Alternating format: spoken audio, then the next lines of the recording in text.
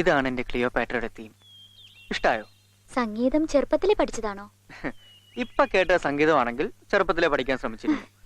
ആദ്യം പഠിപ്പിക്കാൻ വന്നത് ക്രൂരനായ ഒരു ഭാഗവതരായിരുന്നു. സ്വരം തെറ്റിയ തലക്കടിയും. ഏട്ടൻ കരയും, ഞാൻ കരയില്ല.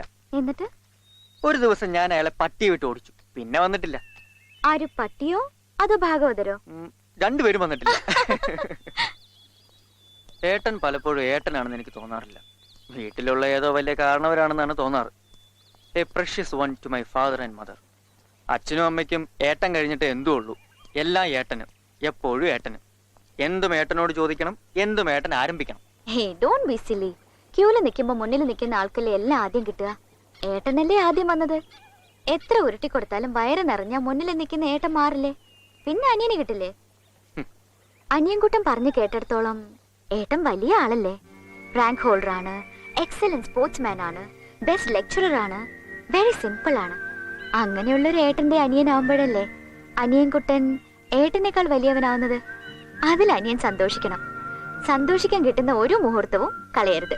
ഇതാ ഇതുപോലെ. അമ്മു ഏട്ടനെ കണ്ടിട്ടുണ്ടോ? ഇല്ല. എന്നേക്കാൾ 10 വയസ്സ് കൂടുതലാ ഏട്ടനും. അത് കള്ളം. 10 ഞാനൊരു റൗണ്ട് ഫിഗർ ആക്കിയതാ. 10-ലൊരു 3 മാസത്തെ കുറവ് വരും. അതിപ്പോ ഒരു കുറവാണോ? 10 തന്നെ. ഒരു കാര്യം പറയട്ടെ, അനിയൻ ഏട്ടനേക്കാൾ ചെറുപ്പാണെന്ന് തോന്നൽ അനിയനും വേണ്ട, ഏട്ടൻ വയസ്സനാണെന്ന് തോന്നൽ അനിയൻകുട്ടനും വേണ്ട. രണ്ടാളും ശരിയല്ല. എങ്ങനെ എങ്ങനെ? അതായത് അനിയൻകുട്ടൻ ഏട്ടനേക്കാൾ ചെറുപ്പാണെന്ന തോന്നൽ അനിയനും വേണ്ട, ഏട്ടന് പ്രായമായിന്ന തോന്നൽ അനിയൻകുട്ടനും വേണ്ടാന്ന്. മനസ്സിലായോ? ആ, മനസ്സിലായി. ഊതിയതാണെന്ന് മനസ്സിലായി.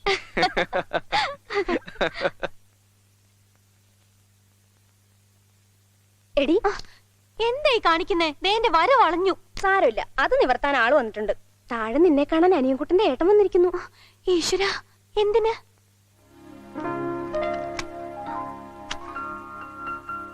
എന്നെ കല്യാണിക്ക് പരിചയം ഉണ്ടാവില്ല. ഞാൻ അനിയൻകുട്ടന്റെ ഏട്ടനാ. സാറിനെ കുറിച്ച് ഞാൻ ധാരാളം കേട്ടിട്ടുണ്ട്. കുറച്ചു ദിവസമായി ഞാൻ കല്യാണിയെ കോളേജിലും വീട്ടിലും എല്ലാം അന്വേഷിക്കുന്നു. അച്ഛനെ അമ്മയൊക്കെ പരിചയപ്പെട്ടു. നേരിട്ട് കണ്ടപ്പോഴാ മനസ്സിലായത് കല്യാണിയുടെ അച്ഛൻ എന്നെ ഹൈസ്കൂളിൽ പഠിപ്പിച്ചിട്ടുണ്ട്. എന്തിനാണ് ഞാൻ അന്വേഷിച്ചതെന്ന് കല്യാണി ആലോചിക്കുന്നുണ്ടാവും. പേടിക്കണ്ട, അനിയൻകുട്ടൻ ഒരു കുട്ടിയെ ഇഷ്ടപ്പെടുന്നുണ്ടെന്ന് അവന്റെ പെരുമാറ്റത്തിൽ നിന്ന് എനിക്ക് മനസ്സിലായി. സ്വന്തം ക്ലിയോപാട്രയാണെന്നും ഒരുപാട് ഇഷ്ടമാണെന്നും ഒക്കെ അവൻ പറഞ്ഞപ്പോ അതാരാണെന്നറിയാൻ എനിക്കൊരു ആഗ്രഹം. അങ്ങനെയാണ് അത് കല്യാണിയാണെന്ന് ഞാൻ മനസ്സിലാക്കിയത്. സാറിനോട് ഇത്ര പെട്ടെന്ന് എന്നെ കുറിച്ച് പറയുമെന്ന് സ്വപ്നത്തിൽ പോലും വിചാരിച്ചില്ല. അനിയൻകുട്ടൻ എനിക്ക് അനിയൻ മാത്രമല്ല, ശരിക്കും പറഞ്ഞ മകനാ. അവൻ എന്റെ മുന്നിൽ ഒന്നും ഒളിപ്പിച്ചു വെക്കാറില്ല. എനിക്ക് ഇഷ്ടപ്പെട്ടാലും ഇല്ലെങ്കിലും തുറന്നു പറയും. ചെറുപ്പത്തിലേ അങ്ങനായിരുന്നു. പക്ഷെ ഈ കൂടിക്കാഴ്ച അവൻ ഇപ്പൊ അറിയില്ല കേട്ടോ. ഇപ്പൊ അറിയേം വേണ്ട. ഇല്ല, ഞാൻ പറയില്ല. സമയമാവുമ്പോ അവന്റെ കൂടെ ഞാനും അച്ഛനും അമ്മയും വരും. കല്യാണിയെ ഞങ്ങളുടെ വീട്ടിലേക്ക് വിളിക്കാൻ. എന്താ, അത് പോരെ? ഫോട്ടോ എടുക്കാറുണ്ടല്ലേ? ഓ, ഞാൻ ഒത്തിരി ഫോട്ടോ എടുത്തിട്ടുണ്ട്. കുറെ ഫോട്ടോകൾ അനിയൻകുട്ട എനിക്ക് കാണിച്ചു തന്നു. എല്ലാം ഗംഭീരാണ്. അത് ഇനിയും ധാരാളം എടുക്കണം.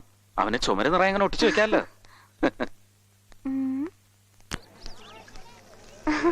അമ്മു, ക്ലിയോപാട്ര സന്തോഷത്തിലാണല്ലോ. അതെ, സന്തോഷത്തിലാ, ഭയങ്കര സന്തോഷത്തിലാ.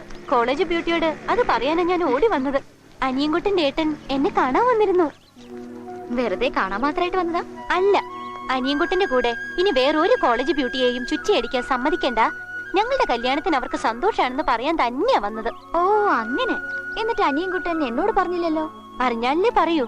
ഏട്ടൻ വന്നത് അനിയൻകുട്ടൻ അറിയില്ല. ഇനി അങ്ങോട്ട് പറഞ്ഞ് ആ മനസ്സ് ചീത്തയാക്കരുത്. കുറച്ചു കാലം കഴിഞ്ഞ് എനിക്ക് കൂടെ കഴിയേണ്ടതാ. അനിയൻകുട്ടൻ, എന്റെ അമ്മോ, ഇതെപ്പോ വന്നു? അവൾ എന്താ പറഞ്ഞത്? ഓ, അതാ, അത് കോഴ്സ് പൂർത്തിയായാൽ അവൾ അനിയൻകുട്ടനെ കല്യാണം കഴിക്കുമെന്ന്. അവൾക്ക് വട്ടാ. വട്ടൊന്നല്ല, അതൊരു നല്ല കാര്യല്ലേ. പക്ഷെ ഞാനും കൂടി മനസ്സ് വെക്കണ്ടേന്ന് ചോദിച്ചപ്പോ അവൾക്കൊരു വിഷമം.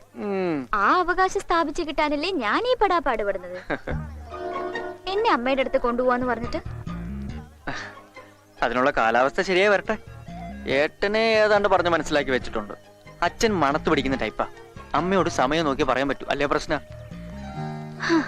എന്തോ ഒരു പ്രാർത്ഥന. സ്നേഹം ഒരു പ്രാർത്ഥനയല്ലേ? ഞാൻ സ്നേഹിക്കുന്ന ആളെ എനിക്ക് തന്നെ കിട്ടണേന്ന് പ്രാർത്ഥിക്കായിരുന്നു.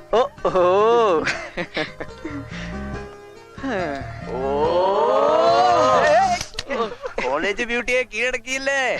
ചെലവുണ്ട് മച്ചാ.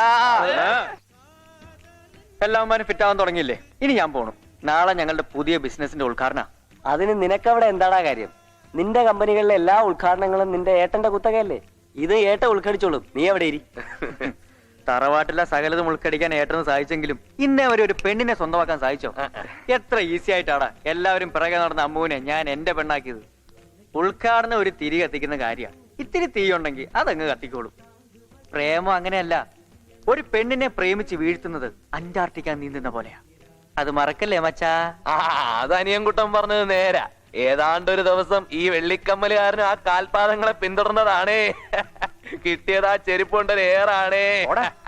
ഒരു തമാശക്ക് ആ ചെരുപ്പ് എവിടെ ഉണ്ട് മച്ചാ? നിന്റെ പണ്ടത്തെ പോലെ ഇപ്പൊ കോളേജിലൊന്നും ചെത്തും മസിൽ പിടുത്തും ഇല്ല മച്ചമ്പി. പെൺപിള്ളേരെല്ലാം വളർന്നുപോയി. ഒക്കെ ഇവിടെ ആ കാര്യം. വളക്കൂറ് വേണം, നല്ല വളക്കൂറ്. ഉദ്ഘാടനത്തിന് വേണ്ടി സ്കോച്ചിന് 1000 കൂടി വെച്ചിട്ട് പോവച്ചാ. വളക്കൂറ് കൂടട്ടെ. 1000 ഇല്ല, 500 മതിയോ?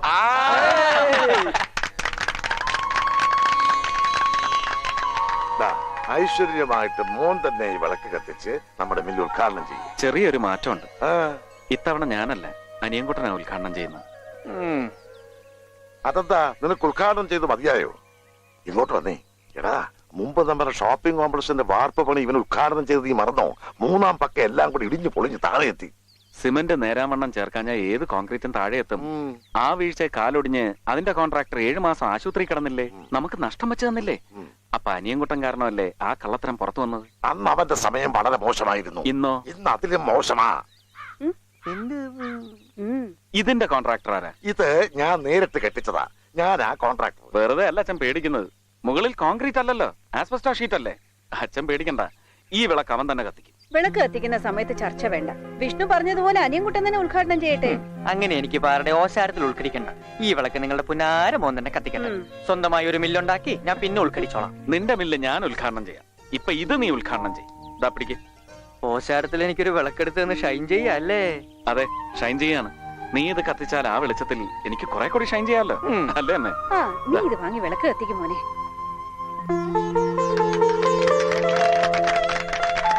കയ്യടി മാത്രമേ ഉള്ളൂ, ഇന്ന് പാട്ടും കൂത്തൊന്നും ഇല്ലേ?